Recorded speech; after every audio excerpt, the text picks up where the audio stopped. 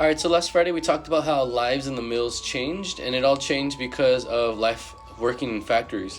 We talked about how it was really tough at first to get workers to go work in the factories because they didn't want to work for these low wages, and they rather try to live on the farms and make their own businesses because land was so available. So what they did was they tried to. This one guy named Samuel Slater, he wanted to do and hire apprentices, and these apprentices were people that he would train, and hopefully they can run over the business. So these apprentices, they said, "Cool, it's a good opportunity," but they got paid, but it was boring. They got bored because they got stuck with doing the easy jobs, just like taking out the trash or cleaning up the machines or wiping down things. They didn't like that. So they left. So eventually he had to come up with a new method, and the new method was hiring huge, big families and paying them cheap prices. Remember, the reason why they hired a lot of big families was because they only had two adults and they had a lot of kids, and they could pay the kids less money. And then when they would hire these families, they would hire poor families, and then they would give them a place to live. They would provide them with food. They would provide them with everything they needed, just like a manor system to keep them there. You guys did a good job. Not everyone did I guess the question number 2 correctly. You guys were supposed to make like an actual advertisement. Some of you guys just answer the questions. So next time, make sure you guys make the actual advertisement because it just gives you a little activity to do. All right, so that was the system that they had was called the Rhode Island system, when they would hire these huge families and have everything they needed to have on the mill plant for them. So let's go ahead and review the questions from Friday. So number 1, how did Slater's Rhode Island system change employment practices in the mills? The way it changed practices was now entire families, including children, began working in the mills, living on the mills, and in these mills they had everything they needed to have, and they pretty much never had to leave the mills. For number 2, you were supposed to make the advertisement and answer these questions in your advertisement. So some of you guys that did do it, thank you guys for doing it the proper way. Excuse me.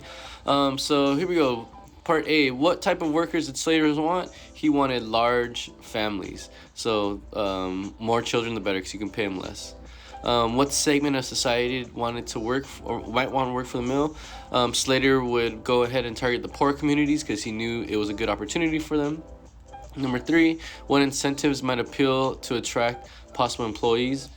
Some things that could attract you was the free housing, the free food, all the amenities or everything you need is right there on the mill. You get store credit.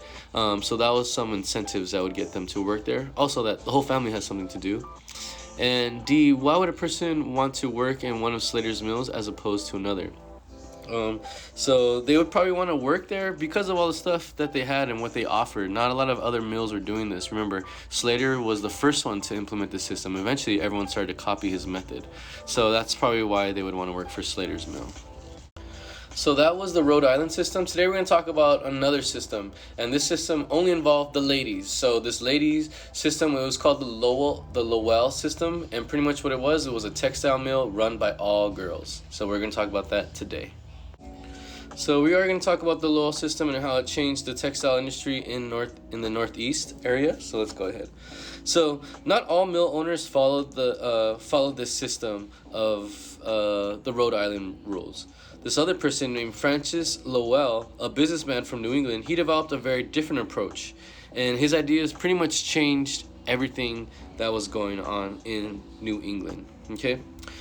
So his textile mill, it opened in Waltham, Massachusetts, and pretty much what was going on was everybody loved this mill. And the reason why they loved this mill is because they were amazed at how clean the factory was, how neat he kept the housings areas for his workers, how he treated the workers, and all the new machinery that they had. It was like the state-of-the-art machines and state-of-the-art facilities that people were just blown away by just the look and appearance of the mill. So the Lowell system, it was a system that was based on water-powered textile mills, just like how most of them were, and they were employed by young, unmarried women from local farms. Okay, so this system included pretty much that they would spin the thread, they would weave cloths, just the same as like all other mills, but they were only going to hire young, unmarried women. So what they did was he constructed these boarding houses, kind of like homes for the people to live, and the women would live there. And in the boarding houses, the people were given a room and they were given food for doing their work. So very similar to the Rhode Island system, except this time he's just gonna hire young women. So the young ladies that worked there, they were the young mill workers. They soon became known as the Lowell girls. And these mills, what they did was they paid them between $2 to $4 every week. The workers paid $1.25 for their room and board, so they didn't get to stay there for free, and they get food for free. They had to pay for living there, but that's how much they had to pay. And these wages were much better than those women that they can get at other jobs. So this was like the perfect opportunity for girls. Not only did they have a place to stay, but they were getting paid more than they were going to get paid if they worked somewhere else or in a different mill. Okay, so many of these women that came to Lowell came from across New England, and they wanted a chance to earn money instead of working on like a family farm. So they wrote that they had some of these girls in their diaries. They would write that this was a good decision for them to come and work at the Lowell mill because they had money, they could support themselves, they were becoming independent, and they were making more money than working on the farms. So typically one of these Lowell girls, they would work there for 4 years, and we're going to talk about why they would only work there for 4 years. Okay? And unlike any other factory, the Lowell girls, they're actually encouraged in their free time to take classes and to form different clubs, social clubs. They were encouraged to keep furthering their education, which was a positive for this because not a lot of women were educated back then. They actually even created their own magazine, and their magazine was called the Lowell Offering. And the person that started this magazine was only 11 years old when she created it, and her name was Lucy Larcom. And in this magazine, it would talk about the Lowell system, it would talk about work, the mill life for the women, it would talk about their education, what they were doing, and it was just kind of like a magazine for everyone to keep updated with the girls at the Lowell factory. So this is like one of the covers of the magazines, and that's kind of what it was. And it was like a monthly issue or whenever they can come out with the magazine or new topics. So remember how we said the girls only worked here for 4 years? That was because the mill life was extremely hard and it was extremely brutal. The working day was about 12 to 14 hours long. Their daily life was always controlled because they were working, so they either had to go to work at this time, eat at this time, go to class at this time, so there wasn't really any free time like they were saying, so everything was controlled. Bell orders, so they had to follow like a bell system. The bells were called when they had to go for breakfast, for lunch, and pretty much what happened was the employees, they had to work faster and harder because the Lowell system's machineries were so advanced. These machines, they had to keep up with them.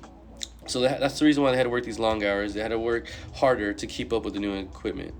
Also, in these mills, since this is the first time, dust and all these other health hazards while working in the mills became health problems, and a lot of these workers started to get sick, and they couldn't really handle working in these mills. So mill life was extremely hard for these reasons.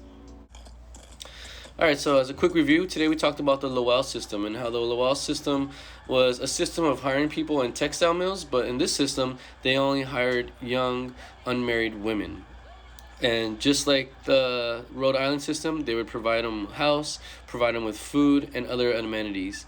Here at the Lowell system, it was only women, and the women, they didn't get paid much money, but they did get paid more than they would get paid any other place or working in another mill.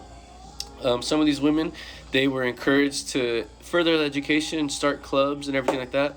One of the clubs they actually created was they started to make this magazine called the Lowell Girls. And in this magazine, they were able to speak about life on the mill, and this is how we know a lot about how things were running on the mill.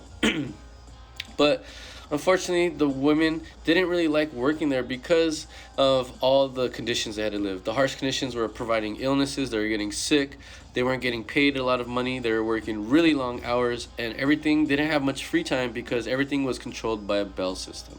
Alright, but other than that, it was a completely different system of hiring people to work in the mills. For homework, I want you guys to answer these 3 questions. Number 1, how was the Lowell system different from the Rhode Island system? Okay. Number 2, why did young women want to work in the Lowell mills? And number 3, how do you think mill workers felt as owners kept increasing the size and the speed of their machines? So that concludes our lesson for today. If you have any questions, feel free to reach out to me, and I can always answer your questions on Google Classroom.